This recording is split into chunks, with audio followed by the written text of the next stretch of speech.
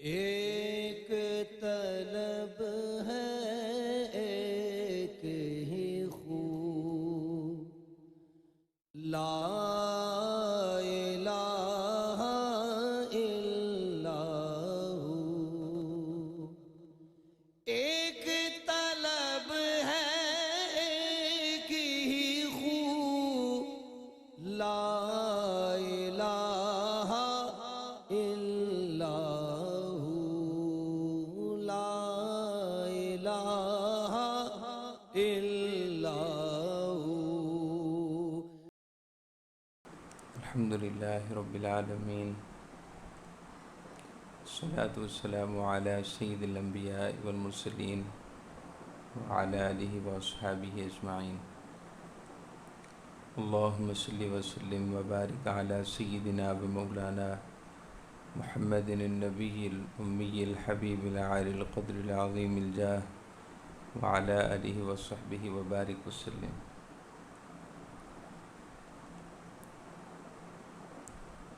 ماہ رمضان کے بارے میں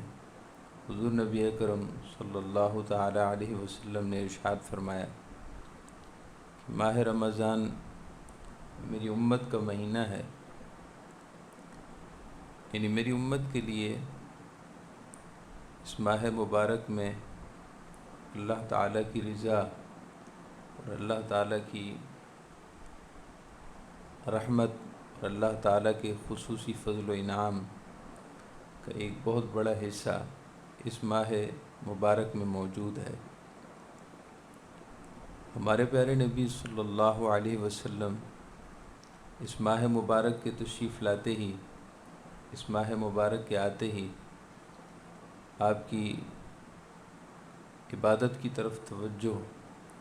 اور اللہ تعالیٰ کی بندگی کی طرف ذوق و شوق میں مزید اضافہ ہو جایا کرتا تھا۔ صحابہ کرام علیہم رضوان، اہل بیت اطہار علیہم رضوان، اور اس کے بعد تابعین، اتباع التابعین، جمیع اولیاء اور صلحاء اور اللہ تعالیٰ کے نیک بندے اور بندیاں اس ماہ مبارک میں اپنے آپ کو اللہ تعالیٰ کی اطاعت کے لیے وقف کر دیا کرتے تھے، اور ان کے قول سے، عمل سے اور ان کی زندگی کے لمحے لمحے سے یہ ظاہر ہوتا تھا کہ وہ اس ماہ مبارک کی آمد پر نہ صرف خوش ہوئے ہیں بلکہ ان کا ذوق بندگی بڑھ گیا ہے۔ آپ صلی اللہ تعالیٰ علیہ وسلم اس ماہ مبارک کے آنے پر ارشاد فرماتے تھے کہ مرحبا، خوش آمدید، مرحبا، خوش آمدید اس ماہ مبارک کو جو ہمارے گناہوں کو دھو دینے والا ہے، ہمارے گناہوں کی بخشش کا ذریعہ ہے۔ حضور صلی اللہ علیہ وسلم کا یہ ارشاد گرامی تعلیم امت کے لیے تھا۔ یقیناً آپ صلی اللہ علیہ وسلم ہر قسم کے چھوٹے بڑے گناہوں سے پاک ہیں، منزہ ہیں، صاف ہیں، اور ایسے ہی جمیع انبیاء کرام کی شان یہ ہے کہ اللہ تعالیٰ نے انہیں ہر قسم کی غلطیوں سے، خطاؤں سے، گناہوں سے معصوم رکھا ہے، معصوم تھے اور معصوم رہے۔ آپ صلی اللہ علیہ وسلم تعلیم امت کے لیے ارشاد فرماتے تھے کہ یہ ماہ مبارک تمہارے گناہوں کی بخشش کا بہترین ذریعہ ہے۔ محترم معزز مسلمان ماں اور بہنوں، اس ماہ مبارک کے آتے ہی قرآن پاک کی تلاوت کی کثرت ہو جانا، کثرت کرنا، یہ ہمارے اسلاف کا معمول رہا ہے۔ ایسے ہی روزے میں، بالخصوص روزے میں اپنے آپ کو ہر قسم کے گناہوں سے بچانا، ہر قسم کے گناہوں سے اجتناب کرنا، یہ اور زیادہ ضروری ہو جاتا ہے۔ زبان سے، آنکھوں سے، اپنے دیگر جوارح اور اعضاء سے ہمیں چاہیے کہ حتی المقدور روزے کا احترام کرتے ہوئے، ماہ رمضان کا احترام کرتے ہوئے اپنے آپ کو گناہوں سے محفوظ رکھیں۔ حضور نبی اکرم صلی اللہ علیہ وسلم کا ارشاد گرامی ہے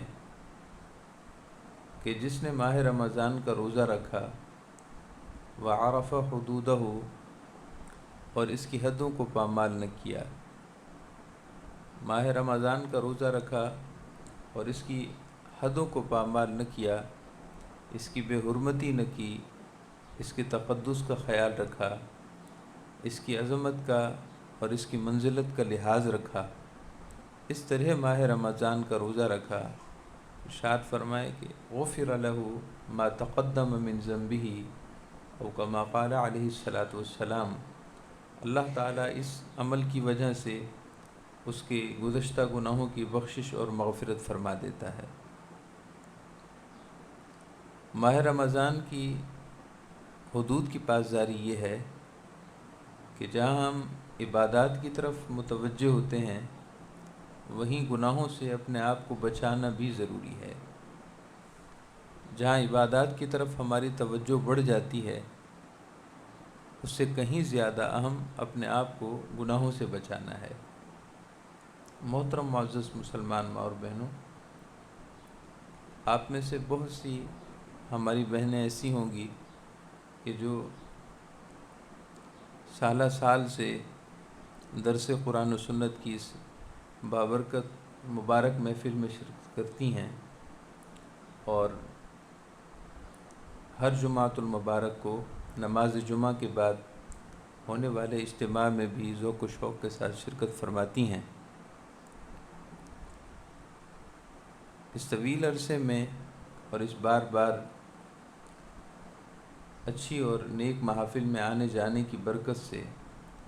ہم نے کیا کچھ سیکھا ہے اور ہم کیا کچھ سیکھ رہے ہیں، اس بارے میں غور و فکر ضروری ہے۔ یاد رکھیے کہ محافل میں، اجتماعات میں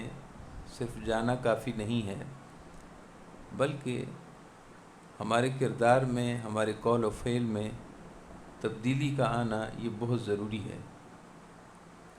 ایک مسلمان اپنے مسلمان ہونے کی حیثیت سے اپنے آپ کو عروج کی طرف، کمال کی طرف، بلندی کی طرف لے جاتا ہے۔ مسلمان کی شان یہ ہے کہ وہ ہر لمحے ایک نئی شان کے ساتھ، ہر لمحے اللہ تعالیٰ کی رضا کو پانے کے لیے ایک نئے ولولے اور جوش کے ساتھ اپنی زندگی کا سفر جاری رکھتا ہے۔ مسلمان کھڑے پانی کی طرح نہیں ہوتا کہ ایک جگہ کھڑا رہ جائے اور ساری زندگی اسی طرح گزار دے۔ جس طرح ہم دنیاوی امور کے لیے، دنیاوی معاملات کے لیے آگے بڑھنے کی کوشش کرتے ہیں، مزید ترقی کرنے کی کوشش کرتے ہیں، چھوٹا گھر ہو تو اس سے زیادہ بڑے گھر کی طلب رکھتے ہیں، اگر انکم اور وسائل، اسباب مہیا ہیں تو ہم کوشش کرتے ہیں کہ وسائل اور اسباب اور زیادہ بڑھ جائیں۔ ایسے ہی دینی حوالے سے مسلمان کی شان بھی ہونی چاہیے۔ ہمیں چاہیے کہ ماہ مبارک، ماہ رمضان کے صدقے اپنے آپ کو 5 وقت کی نمازوں کے ساتھ جوڑ لیں اور روز کا معمول بنائیں قرآن پاک کی تلاوت کا۔ ماہ رمضان میں ہم کوشش کریں کہ غیبت سے، چغل خوری سے، جھوٹ بولنے سے، دوسروں کی دل آزاری کرنے سے، دوسروں کو دکھ اور تکلیف پہنچانے سے اپنے اعضاء کو محفوظ رکھیں، اپنے جسم کو محفوظ رکھیں، درود پاک کی کثرت کریں اور استغفار، استغفر اللہ ربی من کل ذنب و اتوب الیہ، یہ کلمات کثرت سے پڑھیں۔ سیدنا سلمان فارسی رضی اللہ تعالیٰ عنہ کی اس طویل حدیث پاک میں، جس میں آپ صلی اللہ علیہ وسلم نے ماہ رمضان کی آمد پر صحابہ اکرام کی ذہن سازی کی، ان کی ذہنی تربیت فرمائی، اس کا آخری حصہ یہ ہے ہمارے پیارے آقا صلی اللہ علیہ وسلم کا ارشاد گرامی ہے کہ ماہ رمضان میں 4 چیزوں کو، 4 کاموں کو زیادہ توجہ کے ساتھ کرو، اس میں کثرت کرو۔ استکثروا من 4 خصال، ماہ رمضان میں 4 کام بہت زیادہ کرو۔ ارشاد فرمائے کہ 2 کام تو ایسے ہیں کہ ان کو کرنے سے تم اللہ تعالیٰ کی رضا پالو گے، اور باقی 2 کام ایسے ہیں کہ ان کے بغیر تمہارے لیے کوئی چارہ نہیں ہے، وہ تمہارے لیے ویسے ہی ضروری ہیں۔ 4 کاموں کی کثرت کرو، 2 سے تم ترضون بہما ربکم او کما قال علیہ الصلاۃ والسلام، 2 کام ایسے ہیں کہ جن سے تم اللہ کی رضا پالو گے، اور باقی 2 ایسے ہیں کہ جن کے کیے بغیر تمہارے لیے کوئی دوسرا راستہ نہیں ہے۔ پھر آپ صلی اللہ علیہ وسلم نے ان 4 کاموں کی تفصیل ارشاد فرمائی۔ ارشاد فرمائے کہ پہلا وہ کام کہ جس سے تم اللہ کی رضا پالو گے، فشہادت ان لا الہ الا اللہ، تم یہ گواہی دو کہ اللہ کے سوا کوئی معبود نہیں۔ تو کلمہ شہادت پڑھنے سے پہلا کام حاصل ہوگا، اشہد ان لا الہ الا اللہ وحدہ لا شریک لہ واشہد ان محمدًا عبدہ ورسولہ، یا کم از کم اتنے کلمات ہوں، اشہد ان لا الہ الا اللہ، میں گواہی دیتا ہوں یا میں گواہی دیتی ہوں کہ اللہ کے سوا کوئی معبود نہیں، واشہد ان محمدًا عبدہ ورسولہ، اور میں گواہی دیتا ہوں کہ محمد مصطفیٰ صلی اللہ علیہ وسلم اللہ تعالیٰ کے خاص بندے اور اس کے رسول ہیں۔ اور پہلے 2 کاموں میں سے دوسرا کام وہ استغفار ہے، استغفر اللہ ربی من کل ذنب واتوب الیہ، میں اللہ تعالیٰ سے جو میرا رب ہے اپنے ہر گناہ سے سچی توبہ کرتا ہوں، اپنے ہر گناہ سے سچی معافی مانگتا ہوں۔ ارشاد فرمائے کہ ان کاموں کی کثرت کرو، اور باقی 2 کام جو تمہارے لیے بہت ضروری ہیں، فَتَسْأَلُونَ اللَّهَ الْجَنَّةَ وَتَعُوذُونَ بِهِ مِنَ النَّارِ، اللہ تعالیٰ سے جنت مانگو اور اللہ تعالیٰ سے دوزخ سے پناہ مانگو۔ جنت کی طلب کرو، جنت اللہ سے مانگو، اللہ سے سوال کرو جنت کا، اور دوزخ سے، جہنم سے اللہ کی پناہ مانگو۔ یہ 4 کام ہم بکثرت کریں گے، کیونکہ ہمارے پیارے آقا صلی اللہ علیہ وسلم کا ارشاد ہے،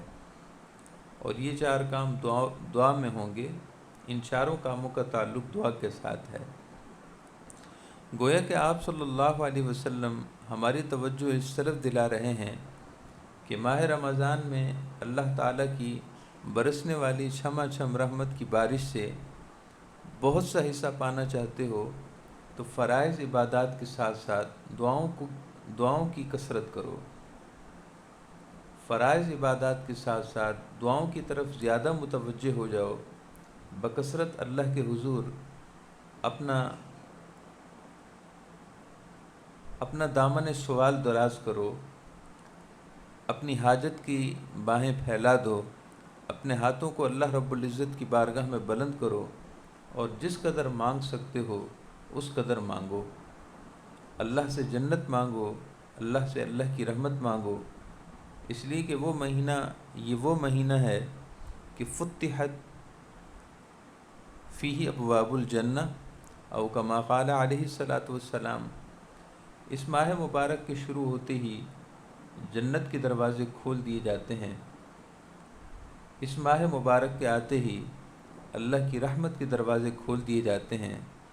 اس ماہ مبارک کے آتے ہی آسمانوں کے دروازے کھول دیے جاتے ہیں۔ وَتُغْلَقُ فِيهِ أَبْوَابُ النَّارِ، اس ماہ مبارک کے آتے ہی اللہ کی ناراضگی اور اللہ کے غضب، اللہ اپنا غضب اور اپنی ناراضگی کو اپنے بندوں کی طرف سے روک دیتا ہے، دوزخ کے دروازے بند کر دیے جاتے ہیں، تمہارے لیے عبادتیں آسان کر دی جاتی ہیں، گناہوں سے بچنا تمہارے لیے آسان کر دیا جاتا ہے، نیکیوں پر قائم رہنا، نیکیوں کی طرف مائل ہونا تمہارے لیے سہل کر دیا جاتا ہے، اور اس کے اہتمامات اور انتظامات کچھ ایسی صورت میں ہوتے ہیں وَتُغَلُّ فِيهِ مَرَدَةُ الشَّيَاطِينِ مَرَدَةُ الْجِنِّ وَالشَّيَاطِينِ او کما قال علیہ الصلاۃ والسلام، ماہ رمضان کے آتے ہی شیاطین کو جو گناہوں کی طرف لے جاتے ہیں، شیاطین کو اور شریر جنات کو قید کر دیا جاتا ہے۔ صفدت الشیاطین، غلقت وغیرہ کے الفاظ حدیث پاک میں آئے ہیں کہ شریر جنات کو اور شیاطین کو قید کر دیا جاتا ہے۔ محترم معزز مسلمان ماں اور بہنوں، ہمیں چاہیے کہ بکثرت دعا کریں، اور دعا میں یہ 4 کام بکثرت کریں۔ ایک کلمہ شہادت دعا سے پہلے اس کو 3-4 بار پڑھیں، استغفر اللہ ربی من کل ذنب واتوب الیہ۔ یہ صرف اتنے ہی کلمات کہ استغفر اللہ ربی یہ بکثرت پڑھیں اور اللہ تعالیٰ سے جنت کی طلب کریں۔ اللہم انی اسألک الجنہ،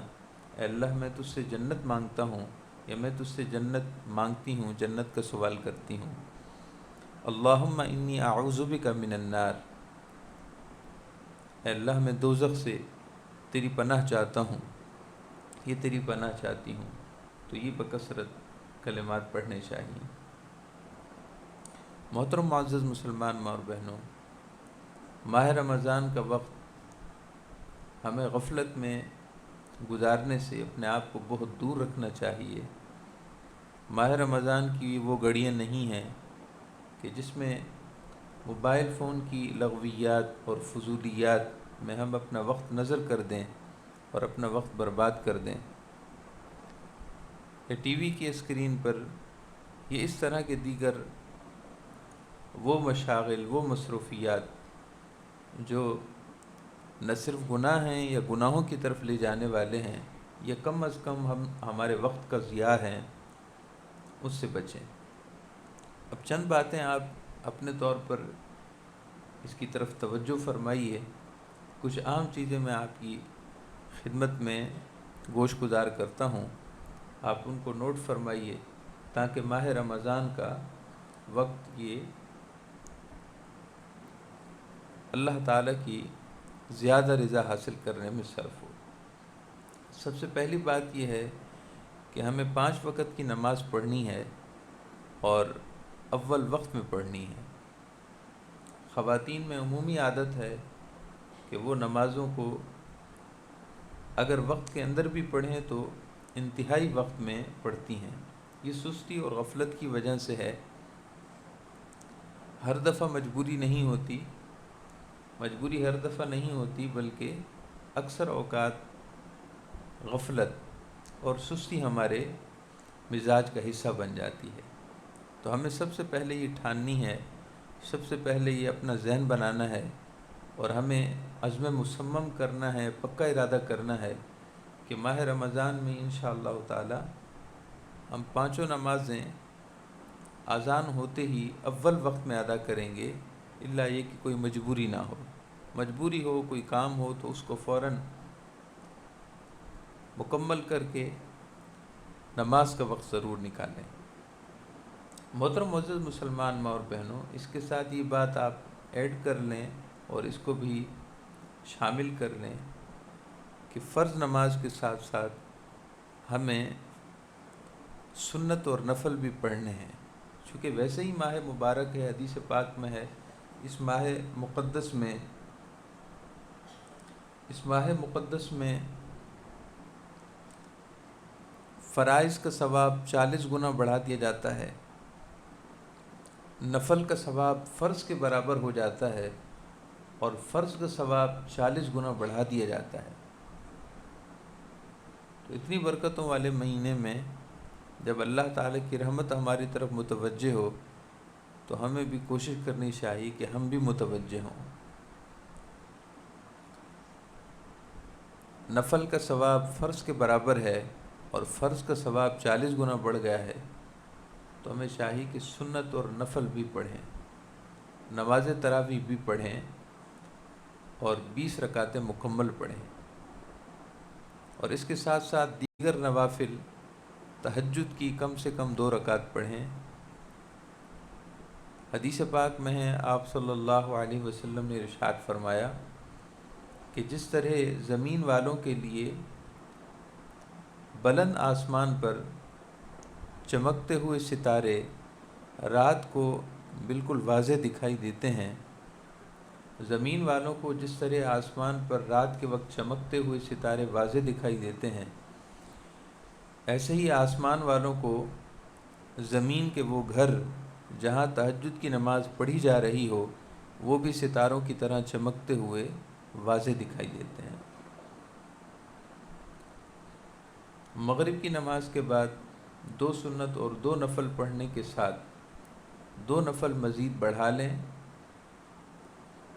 یہ مغرب کی 3 فرض کے بعد 6 رکعتوں کی گنتی پوری ہو جائے گی، اور حدیث پاک میں ہے کہ من صلی 6 رکعات بعد المغرب او کما قال علیہ الصلوۃ والسلام، کہ جس نے مغرب کی نماز کے بعد 6 رکعتیں ادا کیں، اللہ تعالیٰ اس کے نامہ عمل میں اللہ تعالیٰ اس کو 12 سال کی عبادت کا ثواب عطا فرماتا ہے۔ تو مغرب کی 3 فرض کے بعد 2 سنت 2 نفل، ویسے ہی نماز مغرب کا حصہ ہے، 2 نفل مزید بڑھا لیں، تو اس طرح 2 سنت 2 نفل اور مزید 2 نفل، یہ 6 رکعتیں ہو جائیں گی۔ اور ضروری نہیں ہے کہ مغرب کے فوراً بعد ہی پڑھیں، افطاری کے جملہ امور کو سنبھالنے کے بعد عشاء سے پہلے پہلے ہم یہ 6 رکعتوں کی گنتی پوری کر کے 12 سال کی عبادت کا ثواب اپنے نامہ عمل میں بآسانی درج کروا سکتے ہیں۔ ایسے ہی اگر سہولت ہو اور طبیعت اجازت دے تو کم از کم فجر کی نماز کا وقت مکمل ہو جانے کے بعد اور مکروہ وقت کے ختم ہو جانے کے بعد 4 رکعت نماز نفل اشراق کے ہم ضرور پڑھیں۔ یہ نفل ہے، مستحب ہے، پڑھنا ثواب ہے، نہ پڑھنے میں کوئی گناہ نہیں ہے، لیکن ثواب بڑا ہے، اور پھر ماہ رمضان جو اجر و ثواب اور انعام کا مہینہ ہے، اس میں ہمیں چاہیے کہ ہم اس کا بھی اہتمام کریں۔ حدیث پاک میں ہے کہ جس نے اپنے دن کے آغاز میں 4 رکعتیں پڑھ لیں، اللہ رب العزت اس کے سارے کاموں کا کفیل ہو جائے گا، یعنی اللہ تعالیٰ اس کے سارے کاموں کا نگہبان ہو جائے گا، اور اس کے سارے عمل اچھے ہوں گے، اس کے سارے عمل خیر کے ہوں گے، اور اس کے دنیا کے معاملات، جائز معاملات بھی اللہ رب العزت کے فضل و کرم کے سائے میں ہوں گے۔ اور ان 4 رکعتوں کو ہم اشراق کے نفل کہتے ہیں۔ ماہ رمضان میں درود شریف پڑھنا بھی بہت فضیلت والی بات ہے، ویسے ہی درود پاک کی فضیلت ہے، اور حضور نبی اکرم صلی اللہ علیہ وسلم کے صدقے ہی ہمیں یہ ساری نعمتیں ملی ہیں۔ اگر آپ کی نسبت نہ ہوتی تو یہ سارے رحمتوں کے سلسلے بھی ہمارے لیے نہ ہوتے۔ ہمارے لیے رحمتوں کے سارے سلسلے یہ سب ہمارے پیارے آقا صلی اللہ علیہ وسلم کے توسل سے ہیں، آپ کے صدقے سے ہیں، آپ کے وسیلے سے ہیں۔ سو ہمیں چاہیے کہ حضور کی بارگاہ میں شکرانے کے طور پر ضرور درود پاک پڑھیں، اور درود پاک کی کم سے کم تعداد کتنی ہے، اگرچہ اس بارے میں روایات مختلف ہیں، مگر کم سے کم دن بھر میں 1 تسبیح درود پاک کی لازمی پڑھیں۔ یہ فرض واجب نہیں ہے، مگر حضور کی نگاہ رحمت اور آپ کی نگاہ کرم، آپ کی نگاہ شفاعت پانے کے لیے ایک مجرب اور عظیم عمل ہے۔ کم سے کم ایک بار درود پاک کی تسبیح پڑھیں، یعنی 100 بار درود شریف کا وظیفہ یہ ہماری زندگی بھر کا معمول ہونا چاہیے۔ حضور اکرم صلی اللہ علیہ وسلم کا ارشاد گرامی ہے، آپ کا ارشاد عالی ہے کہ جس نے مجھ پر ایک بار درود پاک پڑھا اللہ تعالیٰ اس پر 10 رحمتیں نازل فرماتا ہے۔ اور ایک روایت میں یہ الفاظ ہیں کہ جس نے مجھ پر ایک بار درود پاک پڑھا اللہ تعالیٰ اس پر 10 بار اپنی رحمتیں نازل فرماتا ہے، اس کے 10 گناہوں کی بخشش ہو جاتی ہے اور اس کے 10 درجات بلند ہوتے ہیں۔ حضور نبی اکرم صلی اللہ تعالیٰ علیہ وسلم اپنی امت کے درود پاک کو براہ راست سماعت فرماتے ہیں، سنتے ہیں اور اس پر خوش ہوتے ہیں اور اپنی دعائے رحمت سے نوازتے ہیں۔ حضور اپنی ظاہری حیات میں بھی اپنی امت کی طرف متوجہ تھے، اور آج جب کہ آپ گنبد خضراء کے سائے تلے آرام فرما ہیں، اللہ تعالیٰ نے آپ کی روحانی طاقتوں میں مزید اضافہ فرما دیا ہے، اور آپ کا ہر آنے والا لمحہ آپ کے لیے مزید بلندی شان کا پیغام لا رہا ہے۔ آپ کا ہر آنے والا لمحہ آپ کے مزید مرتبے اور فضائل کو بڑھا رہا ہے۔ سو اس وجہ سے ہم جب بھی درود پاک پڑھیں تو یہ یقین رکھ کر پڑھیں کہ ہمارے پیارے آقا صلی اللہ علیہ وسلم اللہ تعالیٰ کی عطا کردہ طاقتوں کے ساتھ، اللہ تعالیٰ کی عطا کردہ نعمتوں کے ساتھ، نعمتوں کے سائے میں ہیں، اور ہمارا درود پاک خود آپ صلی اللہ علیہ وسلم سماعت فرما رہے ہیں۔ درود پاک کے لیے باادب بیٹھنا یہ نہایت اہم ہے۔ باوضو ہوں تو اچھی بات ہے، اگر وضو سے نہیں ہیں تو بھی درود پاک پڑھ سکتے ہیں۔ درود پاک کے لیے وضو ضروری نہیں ہے، البتہ ادب کا حصہ ہے۔ محترم معزز مسلمان ماں اور بہنوں، ہمیں چاہیے کہ ماہ مبارک ماہ رمضان کا کوئی لمحہ بھی غفلت میں نہ جانے دیں اور نماز تراویح کو بھی پابندی سے ادا کریں۔ اب چند ایک مسائل نماز تراویح سے متعلق، خواتین جو علیحدہ علیحدہ تراویح کی نماز پڑھتی ہیں وہ بھی سنیں، اور جو باجماعت پڑھتی ہیں وہ بھی سماعت فرما لیں۔ جو خواتین اپنے گھروں میں تراویح کی نماز انفرادی طور پر یعنی بغیر جماعت کے خود سے پڑھتی ہیں، ضروری نہیں ہے کہ 2 رکعت کی نیت ہی ہو، ہم 4 رکعت کی نیت بھی ایک ساتھ کر سکتے ہیں۔ یعنی 4 رکعت نماز کی، نماز تراویح کی سنت ہے، اس کی نیت ایک ساتھ کریں، اور دوسری رکعت کا تحیات یوم یقوم الحساب تک مکمل پڑھ لیں اور سلام نہ پھیریں، اور تیسری رکعت کے لیے اللہ اکبر کہتے ہوئے کھڑے ہو جائیں، اور پھر سبحانک اللہم ثنا سے اپنا دوسرا دوگانہ شروع کریں اور اس کو بھی اس طرح مکمل کریں۔ اس طرح 4 رکعت کی نیت ایک ساتھ ہو سکتی ہے۔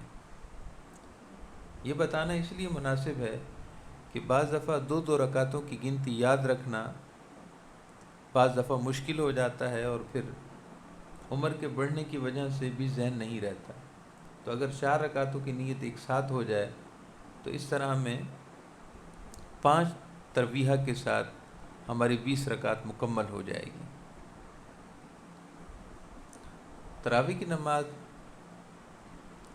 جو خواتین باجماعت پڑھتی ہیں ان کے لیے چند ایک مسائل۔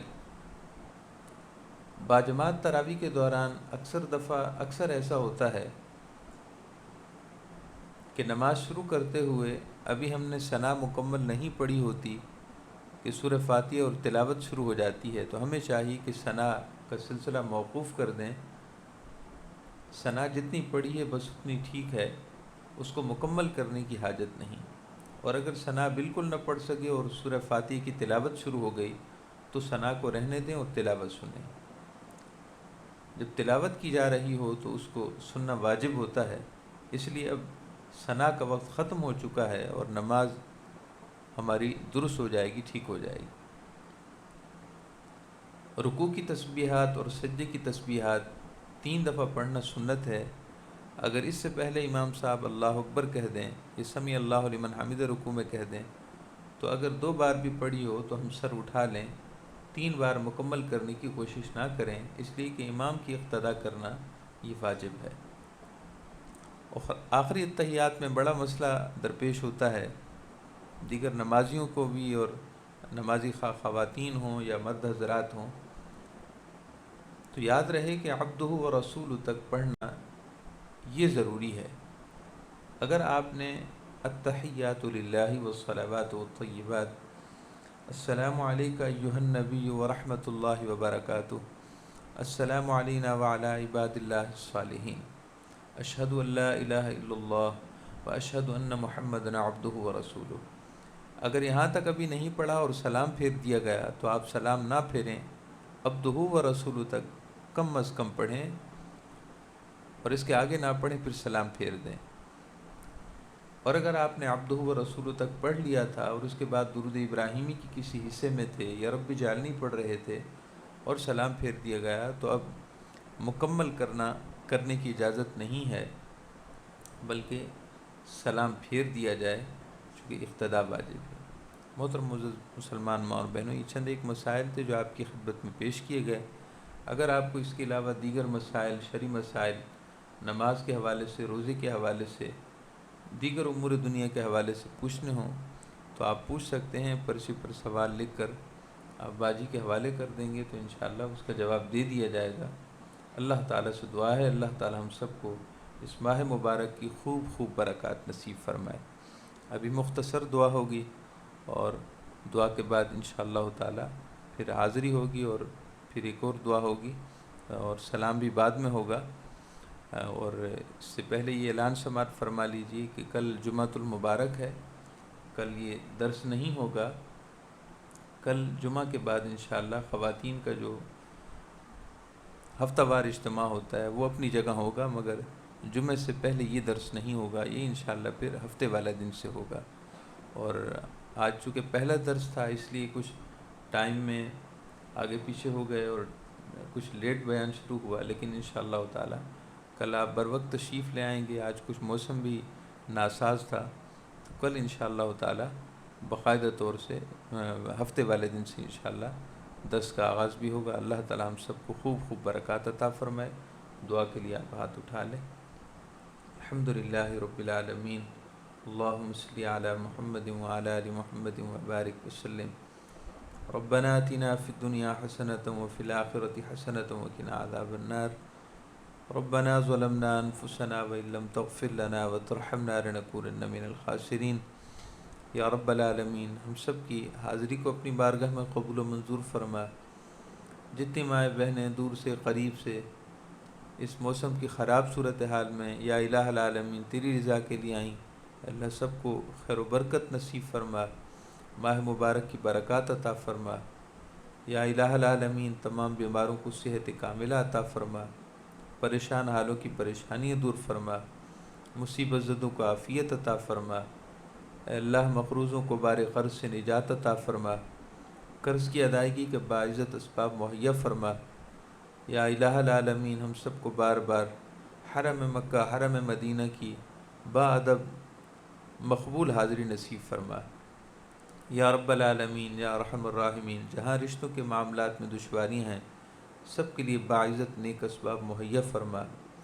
یا رب العالمین ہم سب کو شیطان کے شر سے، نفس کے شر سے، حاسدین کے حسد سے، مفسدوں کے فساد سے، ظالموں کے ظلم سے، مفتنوں کے فتنوں سے یا رب العالمین ہم سب کی کلی حفاظت فرما، دائمی حفاظت فرما۔ یا رب العالمین ہم سب کو ہر قسم کے جادو سے، سحر سے، جنات کے شر سے، مختلف بیماریوں سے، تکالیف سے، مصائب و آلام سے، حادثات سے، ناگہانی آفات و بلیات سے اپنے پیارے حبیب کا صدقہ محفوظ فرما۔ یا رب العالمین، یا ارحم الراحمین ماہ رمضان کی خوب خوب برکتیں، رحمتیں، سعادتیں جو تو اپنے نیک بندوں کو عطا فرماتا ہے ان کا صدقہ ہم سب کو نصیب فرما۔ یا رب العالمین، یا ارحم الراحمین ہم سب کی نیک جائز حاجتوں کو، دعاؤں کو،